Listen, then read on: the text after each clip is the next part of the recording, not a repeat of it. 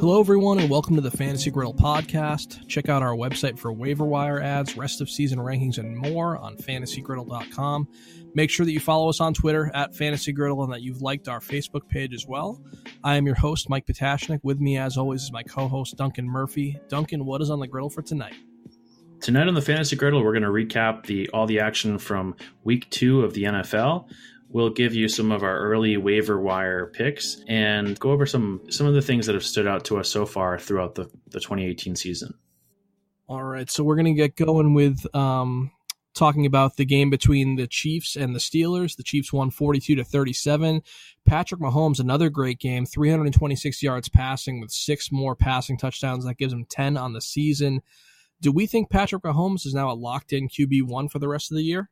You know, I think he has solidified that in my mind. It sounds crazy because it's only week 2, but he's looking like a really legit player. I mean, 6 passing touchdowns. He had 4 last week. Early on, I definitely underestimated Mahomes. Some people were really high on him this year. I don't know. Where do you stand? I think he is. He's going to be somebody that I'm moving up in my rankings pretty aggressively this week. He, in my mind, played a lot better this week than even more than the 4-touchdown game last week because he was getting a lot of different receivers involved today. He threw touchdowns to 5 different receivers. He got Travis Kelce involved for the first time this season. Kelce had 7 grabs for 109 yards, 2 touchdowns. He got Sammy Watkins involved, which was different than last week. Sammy Watkins had 6 catches for 100 yards. And also, Tyreek Hill still very involved in this offense. So not only am I jumping on the Patrick Mahomes bandwagon, I think I'm driving it now. You're driving the bus? I'm driving the bus. I was reluctant to take him in drafts this year, and I wasn't super excited about him based on what I saw in preseason and based on reports that were coming out of camp. But, I mean, the numbers are undeniable. I think this guy's a superstar. I know, it's crazy. This reminds me of when Deshaun Watson came out last year and people were very skeptical, but you know, he passes the eye test, and just watching this guy on the field, he's making it look easy and he's throwing touchdown after touchdown. So maybe it's just one of those things where these young guys come out and they have no fear and the stage isn't too big for him. He looks very poised back there. So I'm absolutely moving him up in my rankings as well. For me, he is going to be within the top 12 for sure. Absolutely. And the Steelers lose this game. Roethlisberger put up a ton of yards and touchdowns and actually threw the ball 60 times today. But the Steelers are 0-1-1 now. Do you think that they need to get Le'Veon Bell back? James Conner kind of took a backseat to the passing game today, but I think that was necessary because the Steelers were kind of always playing catch-up and had to keep up with the Chiefs. How important do you think it is for the Steelers to get Le'Veon Bell back since they're winless to start the season? I mean, obviously it's huge. He's their best player. He's one of the best players in the league. But I think Connor's a beast. I think he's a great player as well. Where it hurts not having Lev is in the receiving game because he's a special player out of the backfield, making those catches and using his blocks on screens and stuff. Connor's not too bad himself. He had 5 catches for 48 yards. And what a finish it was in New Orleans today. The Saints came back from behind to beat the Browns 21-18. The Browns now have not won a game since December 24th, 2016. Can you believe that? Yes, I can. Okay. Yeah, it's not really that hard to believe, I guess. You have to feel bad for this kicker, Zane Gonzalez. Just the absolute worst case scenario today, missing extra points, missing several field goals. This guy's definitely out of a job come Monday, but you hate to see it. I just feel terrible for this guy. Yeah, you'd hate to see that. That's what you hate to see. Yeah, if there was ever a Browns situation, this was totally the Browns going full Browns by, winning the game on what looked to be a last-second Hail Mary pass to Callaway and then promptly losing the game very shortly after that. So pretty tough loss for those guys.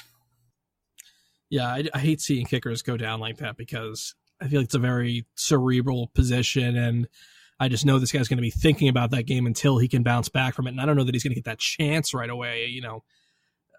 I think he's going to be. I think they're going to, maybe replace him with Dan Bailey, the former Cowboys kicker. He's available as a free agent, but I don't see any way this guy is back next weekend for the Browns. But their offense is clearly going to struggle and clearly going to miss Josh Gordon.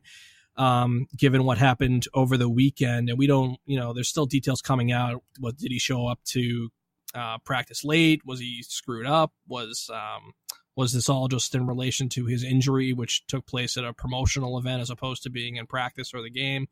If you're a Josh Gordon owner, what are you trying to do with him right now? If I'm a Josh Gordon owner, I'm trying to get whatever I can for Josh Gordon.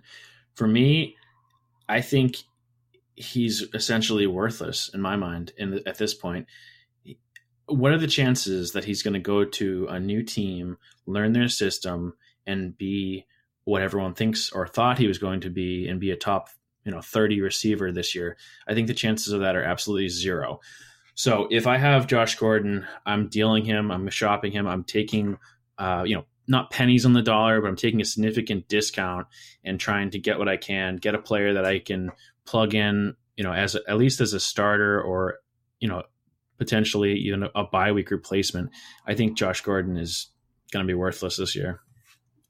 Yeah, I'm kind of with you on that. I think if he gets in the right situation and they can just give him very basic, instructions, I don't trust that he could, learn a full playbook and be super productive right away. But if you tell him the route to run and you just let him know, just tell him which direction to run, I think he can have some success. But I don't even know who's going to give this guy a chance at this point, with him just blowing so many repeated opportunities with the Browns. They've been more than accommodating to his situation and everything, and he just can't seem to get, his act together. So I don't know if anyone's going to take a chance on him, but if they do, could be very difficult for him to make a difference right away. In your viewpoint, are any Browns startable in fantasy the rest of the way? I would imagine that you feel Jarvis Landry is, but are there any other Browns that you would feel comfortable having in your lineup? I like Carlos Hyde. I think he's a good back. He pretty dependable running back too. He had 43 yards and a touchdown today. He's sort of one of those guys that he's not going to really have massive games, but he usually is involved in the passing game. He's also going to get a lot of the goal line touches. I don't think he really has any competition for carries there, so I like Hyde. But aside from that, really, I don't like anybody. I do think Tyrod Taylor is good in the right matchup. I think when Baker Mayfield takes over, and I do think he will take over within the next, I would say probably, I said the first 6 weeks, but maybe it'll be a little bit longer than that. But I think he's going to be like a sensation when he comes out. So definitely going to be keeping my eye on Mayfield. What do you think about Callaway? I think there's potential there because I think he was a relatively high draft pick. I feel like he was like a third-round pick. And with Gordon leaving, that wide receiver 2 spot in that offense is wide open, and he seems to be their most talented guy. It looks like he's surpassed Rashard Higgins at this point. And with him scoring that go-ahead touchdown late in the game today, that was a huge play for them. And I think that could kind of catapult him into, a solidified role in the passing game. He had 3 catches for 81 yards and a touchdown today. And you have to think that he's going to be more and more targeted, moving on in the season with Gordon out and this guy just being a rookie. But I would keep an eye on Callaway as possibly a waiver wire ad somewhere down the line. Could have some flex appeal. And I would just keep an eye on him for now. I don't think he's a must add, but I would definitely, keep an eye on him as the season progresses. Someone that I definitely am looking to add on waivers starting this week, if I need a quarterback, is Ryan Fitzpatrick. He and the Bucks beat the Eagles at home today in Tampa Bay, 27-21. And I think it's really time to consider Ryan Fitzpatrick a solid streaming option and maybe the solution to your quarterback problems early in the season. He threw another 4 touchdowns today. He's getting all of the receivers involved. They are not running the ball extremely well. They're not running it in the red zone or the goal line. What are your thoughts on Ryan Fitzpatrick? Yeah, Fitz magic. I mean, he's really putting it together early on in the season, playing like he really wants that jacket, as they said for Happy Gilmore. He put up 400 yards today, 4 touchdowns, did throw a pick.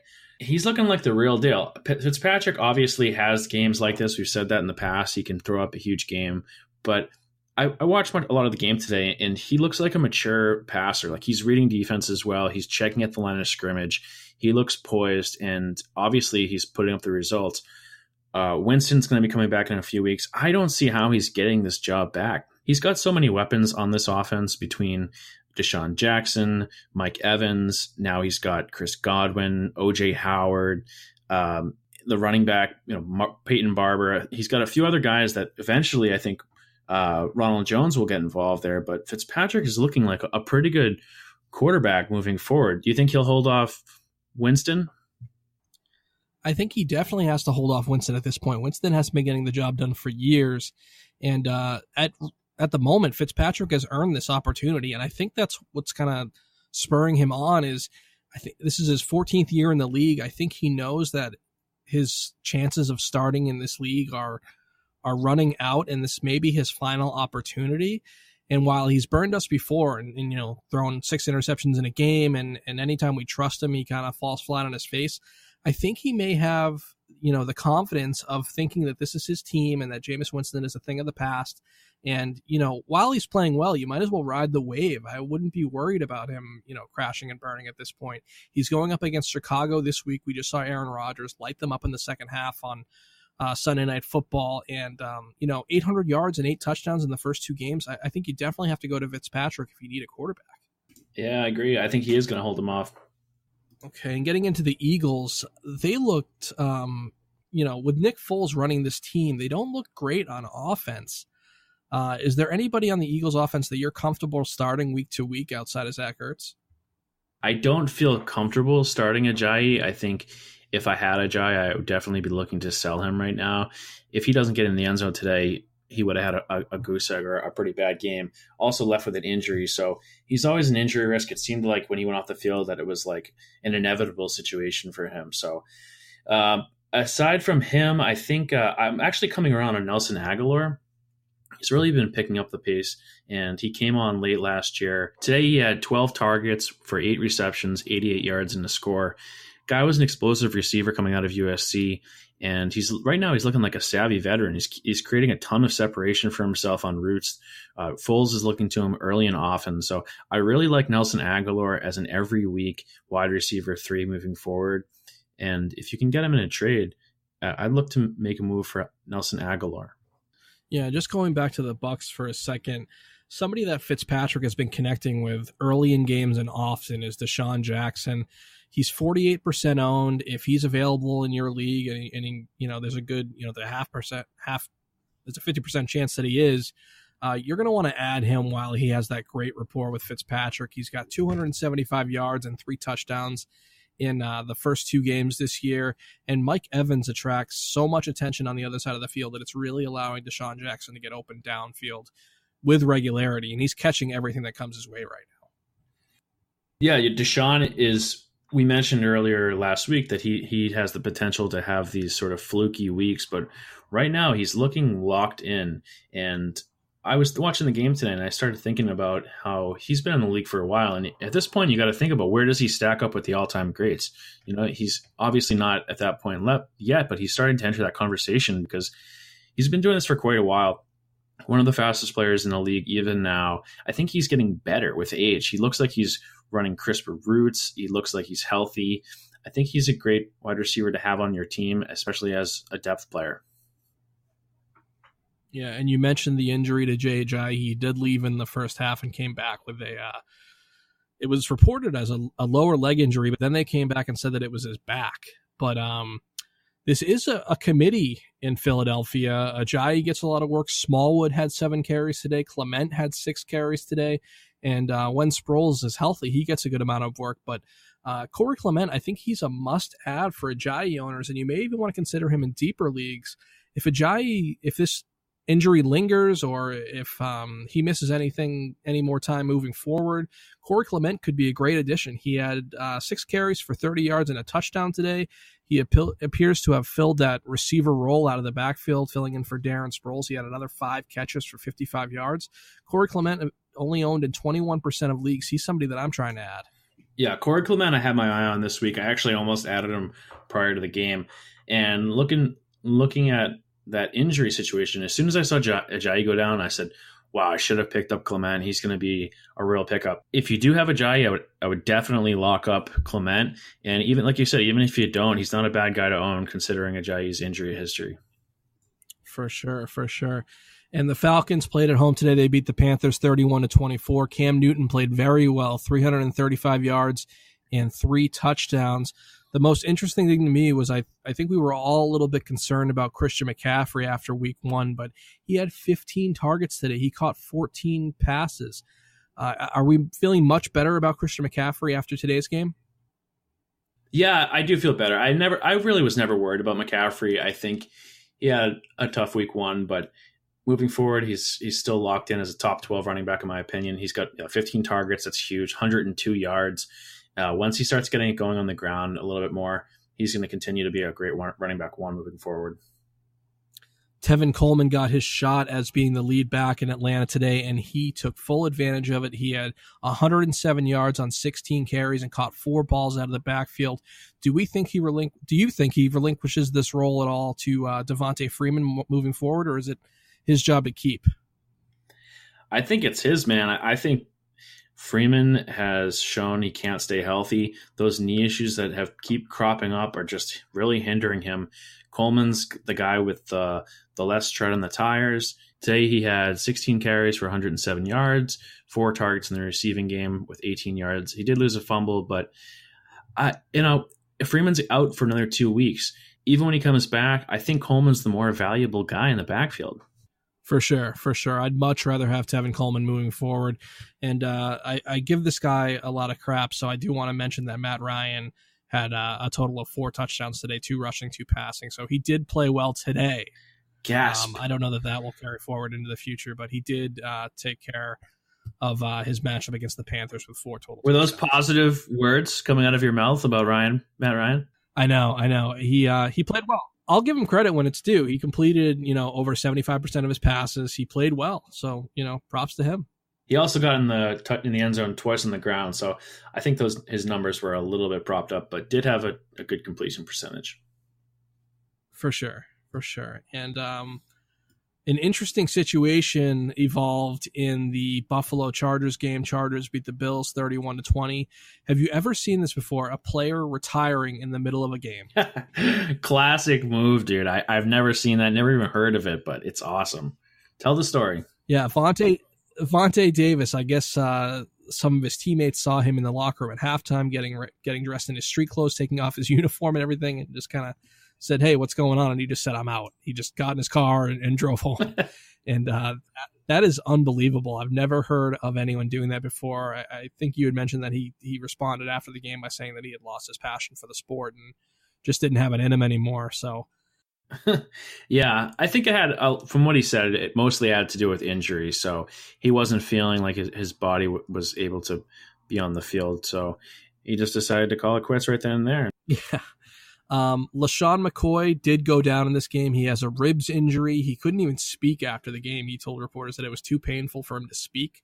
So you have to think, I don't know if there's going to be, x-rays done or if there's going to be more news on this, but you'd have to think he's going to miss a game or two, which would make Chris Ivory, somewhat of a decent ad on the waiver wire. The Bills' offense is just so bad that I wouldn't recommend picking him up and starting him. But if you're in a deep league or you've lost LaShawn McCoy, you might want to think about handcuffing him with Chris Ivory. He is going to get the goal line work. He did score a touchdown today, so not totally useless, but this Bills' offense is really bad. Yeah, I don't like Ivory here. I think from a volume perspective, he's not a bad pickup, but yeah, you're right. I mean, it's not looking like there's a whole lot of value come out of there. Yeah, I mean, the offense did look, significantly better with Josh Allen as opposed to Nathan Peterman. Kind of an interesting statistic is Josh Allen actually completed passes to 11 different receivers today, which I thought was, phenomenal. That's like old school Brady, but getting everybody involved in the whole team. And another guy that impressed today was Austin Eckler. He actually out-carried Melvin Gordon 11-9 and had another 3 catches out of the backfield. So he was a popular waiver wire pickup last week. If he's still lingering in your league, you can add Austin Eckler. He's very involved in this Chargers offense and played well again today. Yeah, if Eckler's on waivers, he's definitely a priority add. I think even if Gordon is healthy, he's going to be involved. And if he were to get hurt, he would be an immediate running back too. Okay, and the Dolphins, they traveled to New York and beat the Jets 20-12. The only real takeaway I had from this game is that I think Quincy Enunwa is a legitimate fantasy option. I'm treating him as a wide receiver 3 moving forward. He's just so heavily targeted. He had 7 catches on 11 targets for 92 yards. And if he's still on waivers in your league, I think he's a must-add as a wide receiver 3 or a flex. He's had 21 targets over his first 2 games this year. Yeah, Nuno's one of those guys that, like, last year, I remember watching him and thinking, they just throw the ball to him every damn time. It's crazy.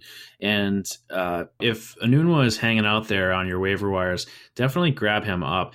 Currently 61% owned in Yahoo leagues, so most likely not going to be out there.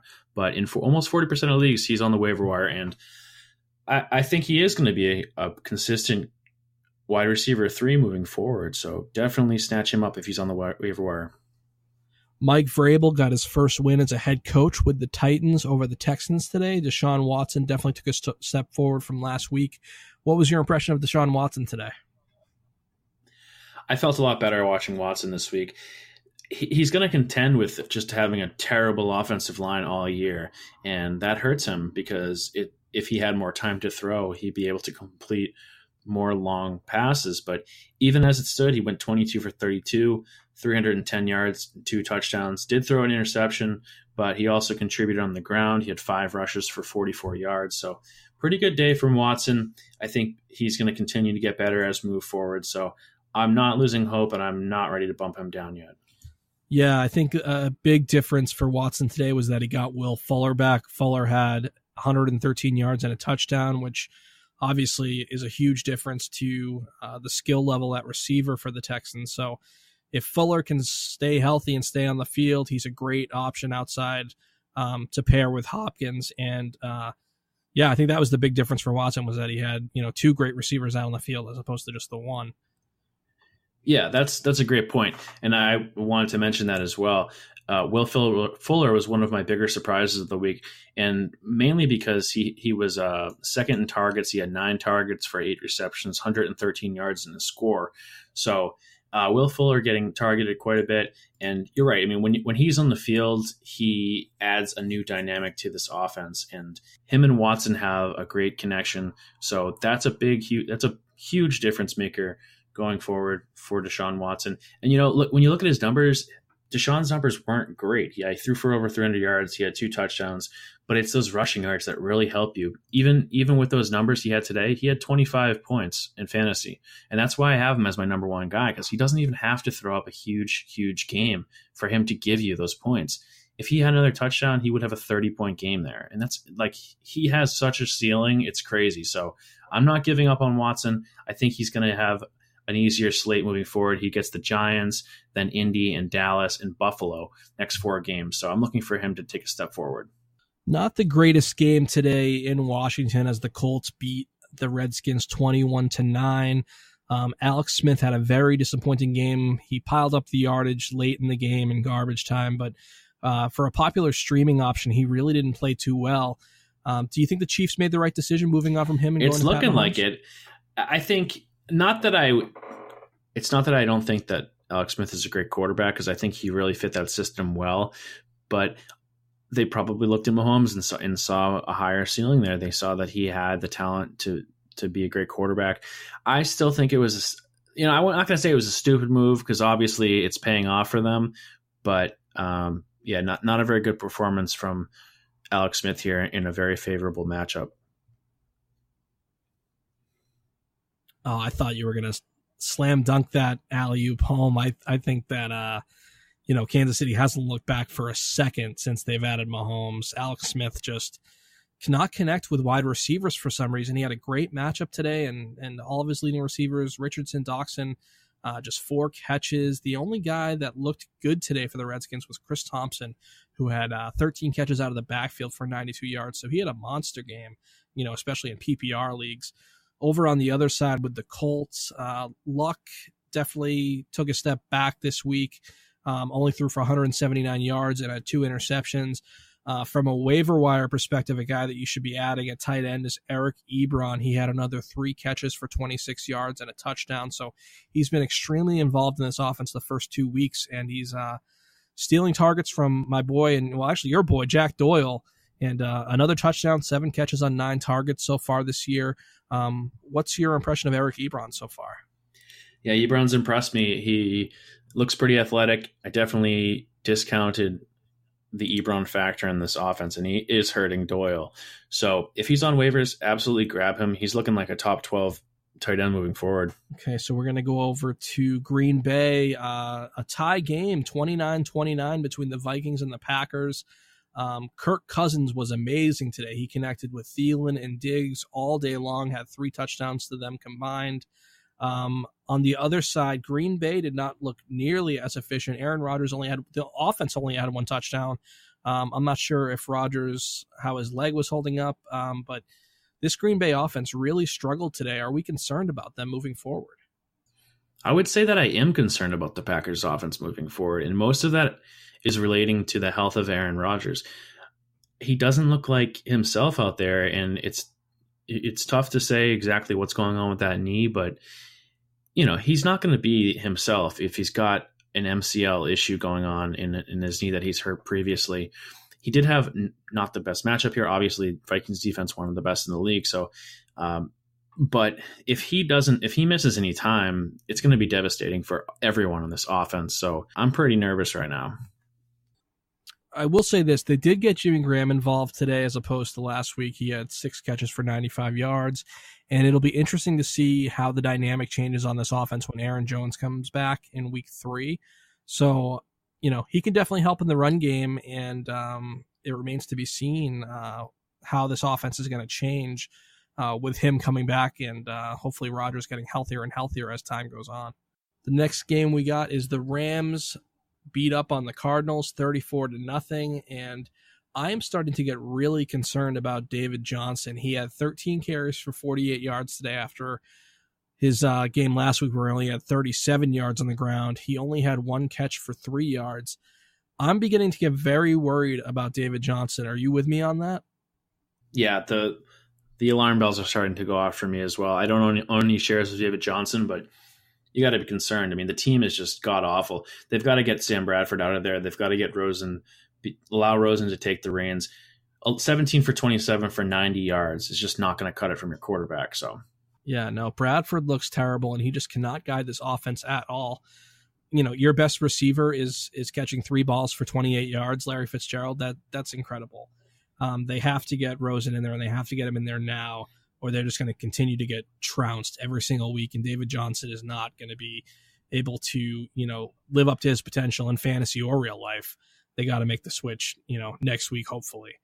Yeah, the surprising thing is I don't know how he only had 1 catch. Like we were talking in the preseason about how them losing games isn't necessarily a bad thing if they're just going to dump it off to David Johnson, but only 1 catch to your best playmaker.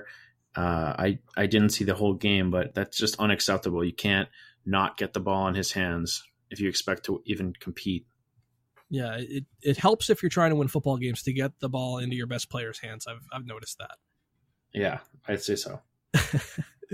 The 49ers beat the Lions today 30-27. Matt Stafford played much better, throwing for nearly 350 yards and 3 touchdowns. But there's some trends going on in the wide receiver group, and I'm starting to wonder who the best wide receiver to own in Detroit is. Out of Golladay, Golden Tate, and Marvin Jones, who would you most rather own out of those 3? For me, it's still Golden Tate. He's got 1,000 yards in 3 of the last 4 seasons. He's just such a reliable target for them. He's a reliable wide receiver for fantasy. So Tate definitely is the number 1 guy for me. Between Golladay and Jones, I almost think it's a toss-up at this point. Both guys are extremely physically talented. They're going to have their days of putting up monster games. So I don't know. They're pretty even for me. Where do you stand on this? I think it's still Tate. He's getting absolutely peppered with targets. He has 28 through the first 2 games. But in terms of productivity, Golladay is really separating himself from Marvin Jones. He's almost doubled his production. It's 13 catches to 8. He's almost doubled his yardage, and they both have a touchdown so far this year. But Galladay's really impressed me. I didn't anticipate him having such a fast start, but it looks like Matt Stafford is really leaning on him. And they're going with a lot of 3-receiver sets and getting these guys all plenty of playing time. But so far, Kenny Galladay is taking full advantage of that playing time. He should not be available in your leagues on the waiver wire, but if he is, he's a must-add, and he's right up there with Quincy Enunwa. Yeah, Galladay right now 62% owned. So again, 38% owned. 38% he is available in Yahoo League. So if he's out there, definitely throw a bit his way.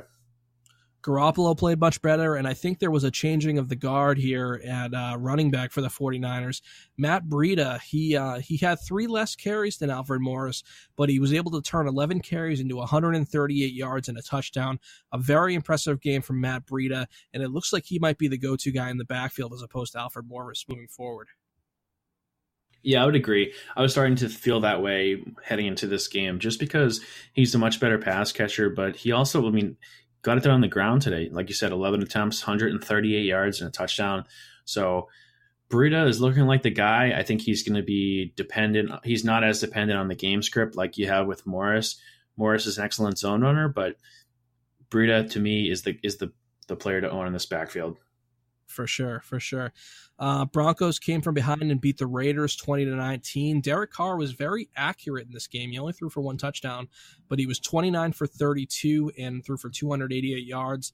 The big thing here for the Raiders was they finally got Amari Cooper involved. 10 catches for 116 yards. Hopefully that's a trend that can continue. Yeah, it's about time, right? He's one, their best playmaker in my opinion on the team, and I think that's essential. If they're going to have any success, they've got to get the ball to Cooper. So definitely an encouraging sign here. Carr at one point was like 17 for 17 or something crazy. So I think that for me, that was the biggest takeaway in this game was Carr stepping up and showing us that he's not going to just keel over and die and have a terrible fantasy year. So I had high hopes for Carr this year. I think he's going to keep progressing and getting better. What is going on in this Denver backfield? Phillip Lindsay, 14 carries for 107 yards and 1 catch. Rolls-Royce Freeman, only 8 carries for 28 yards. He did get the goal line touchdown, but how concerned are you if you're a Freeman owner? Why is Phillip Lindsay getting carries over Freeman, in the middle of a close game? Holy shit. I honestly didn't even see that until you just mentioned it, and it's mind-blowing. 14 carries. He got more. It's crazy. He had a 53-yard rush. He's a talented guy. He sort of snuck up on everybody here. So if you do own Royce Freeman, yeah, I'm an owner, and I actually have Lindsay, so it's not the worst thing in the world. But if you don't have him, you're gonna be freaking out right now. Yeah, I don't understand the shift in workload. I mean, it's a good thing that Freeman got the goal line carry, but you have to wonder, what Vance Joseph and the Broncos are thinking, getting Phillip Lindsay, essentially double the workload of Freeman. And you have to definitely keep an eye on this moving forward, especially if you're a Freeman owner, because his value is going to go in the tank here if Phillip Lindsay's taken over as the lead ball carrier. Okay, and the Jaguars beat up on the Patriots today. This was a hard one for us to watch. The Jaguars 31-13 over the Patriots. But I think this might be good news for you, Duncan. As you predicted, you're very high on Sony Michel. Has Sony PlayStation Michel hit reset on this Patriots backfield? Yeah, I think Sony showed us today that he's going to be the guy to be counted on in the run game once he's healthy and on the field. He had 10 attempts, only 34 yards, so not a great day statistically, but he had a few tough runs. He looks pretty good out there. I think this is just the very, very tip of the iceberg with Michel. They're going to be getting him more involved in the passing game. So I think he's still a great buy moving forward, and no ill signs of any injury here. Burkhead did play. He got 6 attempts, 22 yards. So he's really not doing a ton with his work. James White still, he's really impressive. He's just Mr. Reliable back there. He reminds me of Kevin Falk.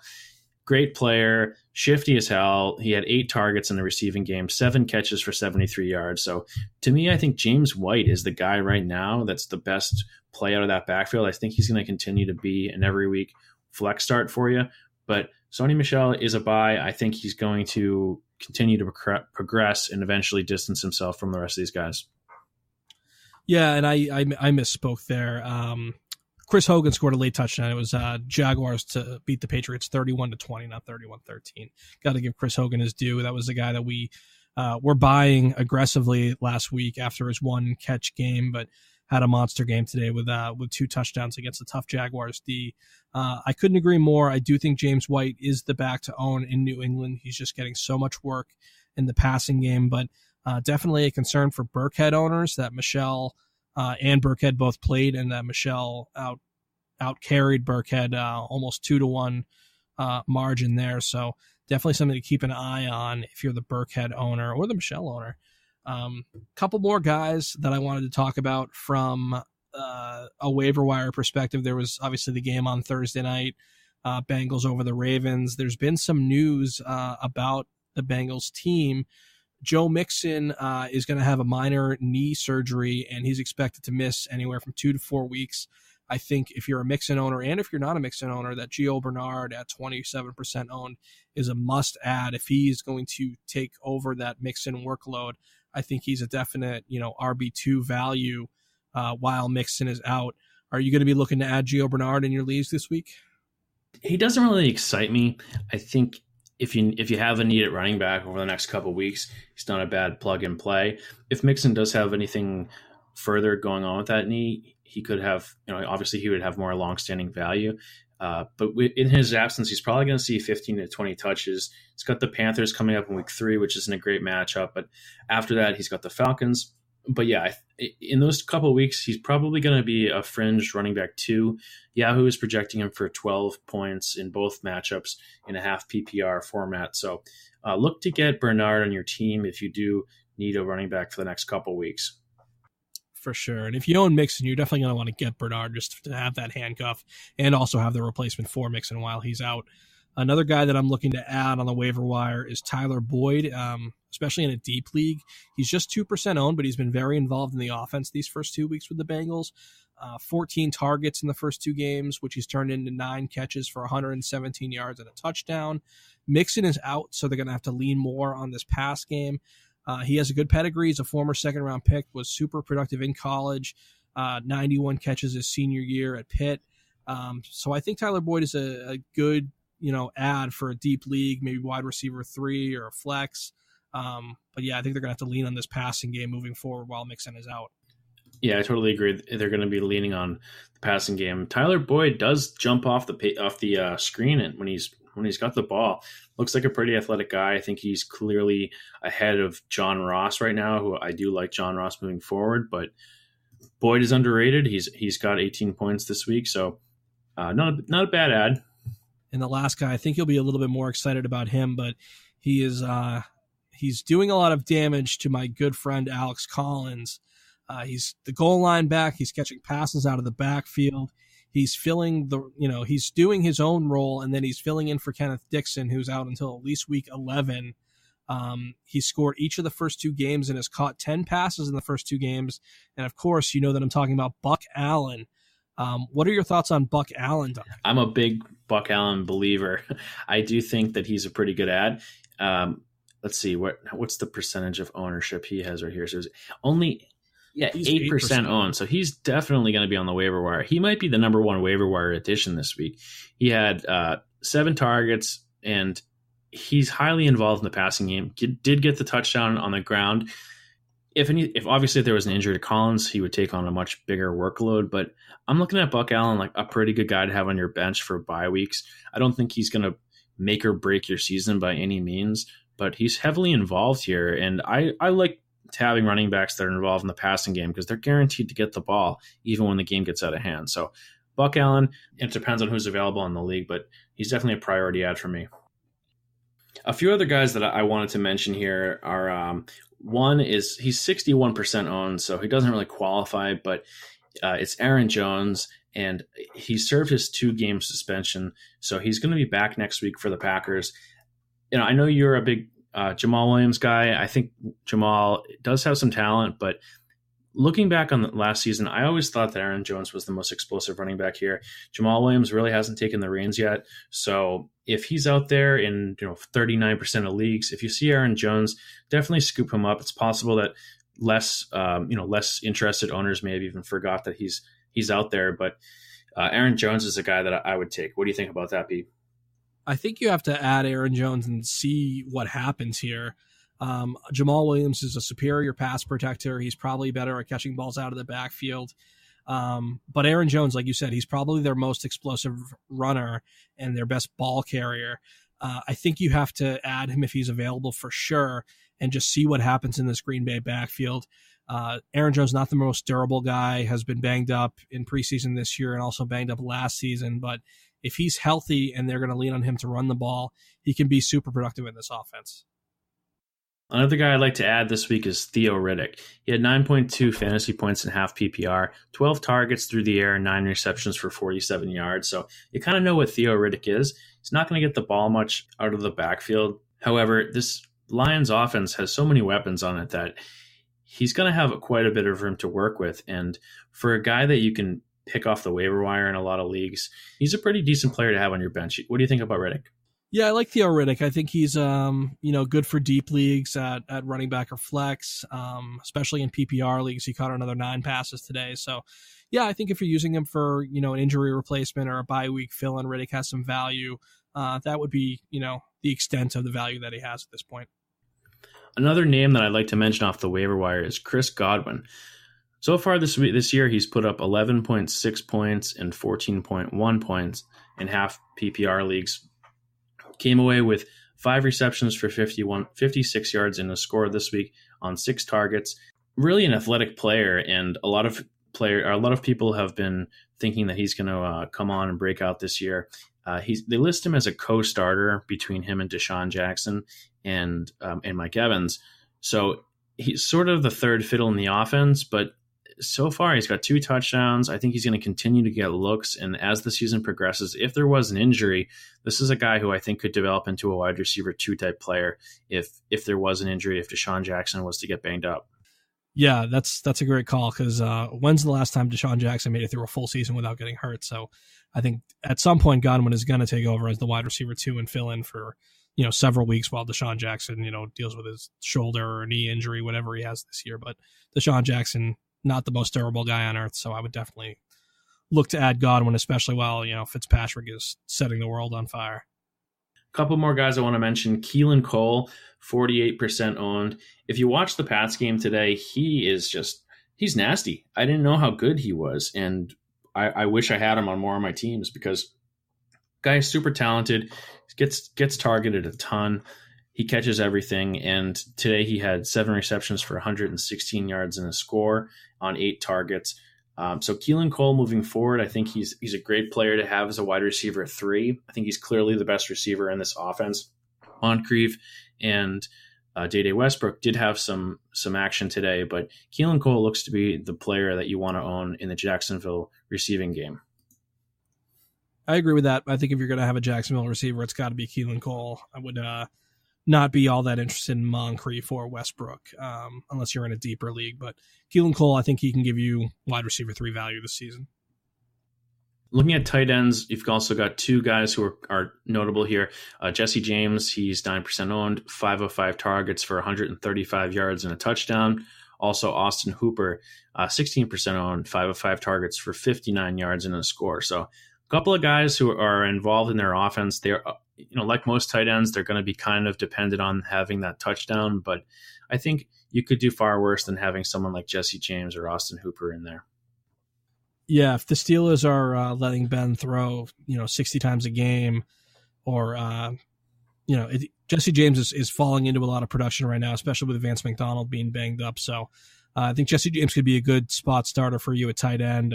Don't love him season long, but I think he can be a good bye week fill in. And who's the other guy? Oh, Hooper. Yeah, I don't love Hooper just because he's tied to Matt Ryan, who is obviously someone I'm not a huge fan of, but another guy that, if you have an injury or you have a bye week, Hooper could definitely fill in for a week or 2. Looking at defenses, if you're streaming defenses, I would look to pick up the Cleveland defense. These guys are legit this year. They've got a lot of playmakers on the defensive side of the ball. Added Denzel Ward to the secondary. They've also got what's the big guy's name? Myles Garrett. Myles Garrett dominating on the offensive line. They held the Saints to 21 points today. Next week they're going to be at home. They're on a short week playing against a rookie quarterback in the Jets. The Jets had a good game today, but they also turned the ball over 3 times and allowed 3 sacks when they played the Lions. So if the Browns can put up similar numbers, they're looking at a solid streaming option next week. Final thing I want to mention on the waiver wire here is there really is no one player that's a huge hit to me this week coming off the waiver, but there were a couple of near injuries, and I think that highlights the fact that it's really important to handcuff your stud running backs. This week we saw Todd Gurley come off the field for a bit, Jay Ajayi. We saw Melvin Gordon come off the field for a little while. So, if you're an owner of one of those players, I would look at those instances as hints that you need to handcuff these guys, because if they go down, you're going to be in a real pile of shit, frankly. And, somebody like Malcolm Brown or Corey Clement or Austin Eckler, whoever's got them it's going to be a huge waiver wire ad. So if they're out there on waiver wires and you've got one of those players, I would just lock them up now. Don't even worry about it moving forward. You've already got their backup. Yeah, you could already see some handcuffs paying huge dividends for those who drafted James Conner behind Le'Veon Bell or Matt Breida behind Jerick McKinnon. These handcuffs are going to come through. If they're in a starting role and getting the workload, they're going to put up some production. They won't be as good as the starter, but if your starter ever goes down, you're going to be really hurt if you didn't handcuff them. All right, well, that's going to do it for us here on the Fantasy Griddle podcast. We're going to have a waiver wire article that's going to be a lot more comprehensive coming out on the website. We'll make sure that we share that on Facebook and Twitter. So check us out on fantasygriddle.com. Please remember to follow us on Facebook and Twitter at Fantasy Griddle. Duncan, anything else you want to mention before we sign off tonight? If you guys have any questions about your lineups, any sit start or waiver wire questions, please hit us up on Twitter at Fantasy Griddle. We'll get back to you as soon as possible. We are pretty active, usually around the waiver wire claim period. So on Tuesdays, also on Sunday mornings, if you want to ask us any start or sit questions, we're happy to help. Anything that you'd like to hear us talk about, please leave a comment. And moving forward, just keep an eye on the blog. We'll keep updating that and adding articles throughout the week as we start to get closer to week 3. Thanks so much for listening. We'll see you next time.